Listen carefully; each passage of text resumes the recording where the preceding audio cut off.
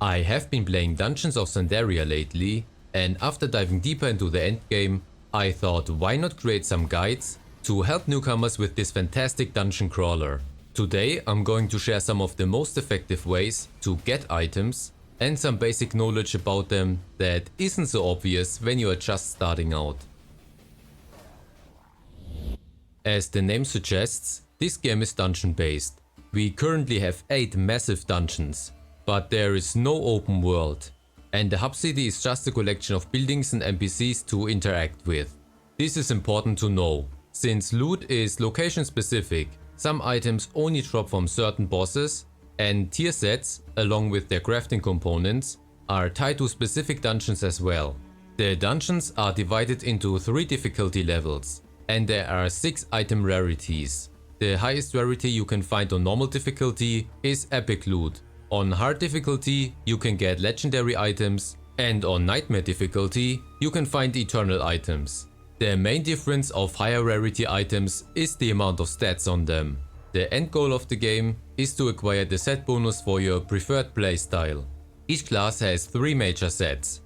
The tier 1 set drops in the Crypt of Horrors, the Dark Hollow, the Grasslands, and in the Lair of the Sirenids. Tier 2 drops from the Icy Depths, the Dreadforge, and the Festering Bog. And Tier 3 only drops from Ragewind Castle.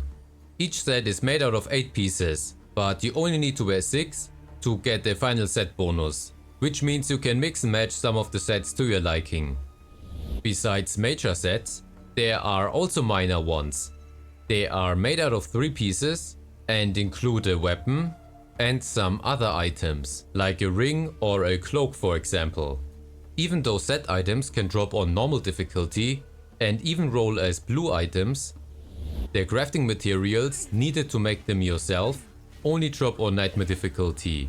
This can make the transition from normal to hard and finally to nightmare a bit awkward. Yes, you could farm a whole set in specific dungeons on normal difficulty, but the stat increases from legendaries and eternals make that less appealing. Given the current difficulty and gear progression, it's easier to keep grinding your heroism levels and replace your gear with higher stat items until you can handle nightmare dungeons. And then at that point you can start target farming the sets and items suitable for your playstyle. I really wish those crafting materials would start dropping on normal difficulty, since you still need to progress through hard and nightmare to finally grind enough materials to make the best possible items. And it's just weird to keep it locked behind this difficulty, even though the sets can already drop in normal mode. Besides the elite fragments I mentioned, there are also regular fragments, which you can use to craft normal items. They are also dungeon specific and can be obtained from bosses. However, the easiest way to farm them is by looting the armor and weapon racks throughout the dungeons. These items don't have set bonuses, but if you haven't found better loot for a while and are for example still running around at level 14 with a level 5 breastplate, then they are an easy way to get gear appropriate for your level. This brings me to the next point. The current max level is 20, so the max item level is also 20. After reaching it, your experience goes into heroism, which is similar to Diablo 3's Paragon system. What changes after hitting level 20 is the introduction of the star rating. An epic level 20 item with 0 stars has significantly lower stats compared to one with 3 stars. And with legendary items available on hard difficulty, you can get up to 4 stars. And eternal items can have up to 5. I also discovered that if you have an epic and a legendary item with the same star rating, the legendary stat value will be higher. So higher rarity items not only provide more stats, but also better ones. That's why early on you might see small increases like 2%, but late game items can easily offer over 10. Another feature that comes into play once you get those star items is the ability to use the upgrade feature by speaking to this character. Each star upgrade provides a significant stat boost, but it's also very expensive, so only upgrade your items if you are sure you like the stats on it. Otherwise farm or craft a new item until you get the stats you want, as there is no fine tuning currently in the game. When you craft a level 20 item, it gets random star values, so you could keep crafting until you luck out.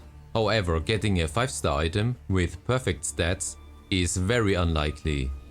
Crafting requires a lot of essences, which you can get randomly as enemy loot and of course from scrapping items.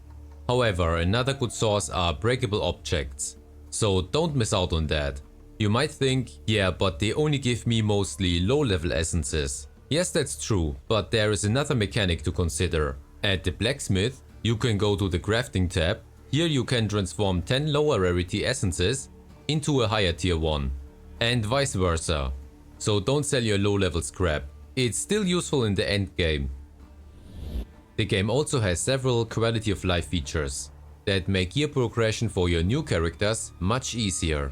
For example, you can store crafting materials and even money in the bank and access them with your other characters. So once you have won an endgame, everything becomes much easier for all of your subsequent characters.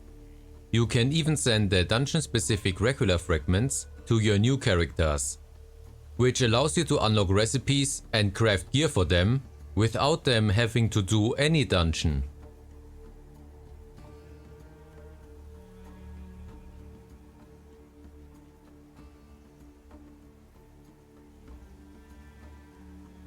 Another great feature is that you can find loot for every class, so it's easy to equip your new characters with high level items once they reach the required level. However, I have never found a set piece for another class, so I guess those only drop for the specific character you are playing. One incredible aid for your item progression are the treasure finders you can get from Crick in the Festering Bog after completing a simple quest for him. You just need to kill the first boss in the dungeon and loot his chest.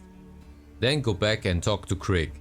Just be aware that the Festering Bog can be dangerous, but you can still complete this quest early on if you have decent gear or invest in some consumables.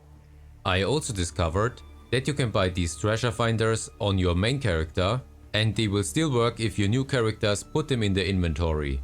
What the treasure finder does is it highlights small chests throughout the map that contain high level loot. For example, on normal mode the items will be epic, on hard they will be legendary, and on nightmare they will be eternal. Finding these chests will significantly accelerate your gear progression, and even if your character doesn't need the items, you can still put them in the bank or scrap them for crafting materials. The last tip I want to give you is that if you have some decent epic items at level 20 with a few stars, it's really easy to transition into hard dungeons. And you can even attempt nightmare dungeons once you have some legendaries. Even if you are much lower than the recommended level, you can probably still beat the dungeon. That's because the item and character stat increases are much lower once you reach level 20. So don't be afraid to try and see if you can handle the normal mobs and maybe some regular bosses in those dungeons. If you have any questions, let me know in the comments below. And if you don't want to miss out on more content like this, then don't forget to subscribe.